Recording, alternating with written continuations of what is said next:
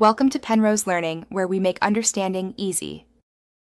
You will start by opening Command Prompt with admin rights so scans can reach protected areas. Once done, identify the exact drive or folder you want to scan, for example C, or C\users\u. Make sure Windows Defender or your preferred antivirus is updated. Definition files matter. If Defender is used, you'll call mpcmd run. exe, for third-party AV, use its command line utility. This initial setup guarantees the scan runs with full privileges and current signatures, avoiding false negatives. You now execute the actual scan. For Windows Defender, run mpcmd run.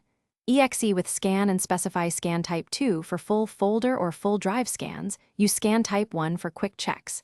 If scanning a path, include file C\path. For third-party tools, call their CLI with equivalent full scan and path flags. Once started, redirect output to a text file, for example scan results. TXT so you can review results. Make sure to monitor CPU and disk usage during the run. You finish by reviewing the scan log you saved. Look for infected file names, paths, and actions taken like quarantined or removed. If quarantine occurred, you can use the antivirus command line restore or remove switches to remediate or delete files. Always confirm before restoring. Once done, reboot if recommended. If the scan fails, make sure you rerun Command Prompt as administrator and verify the antivirus service is running. Restart the service and try again.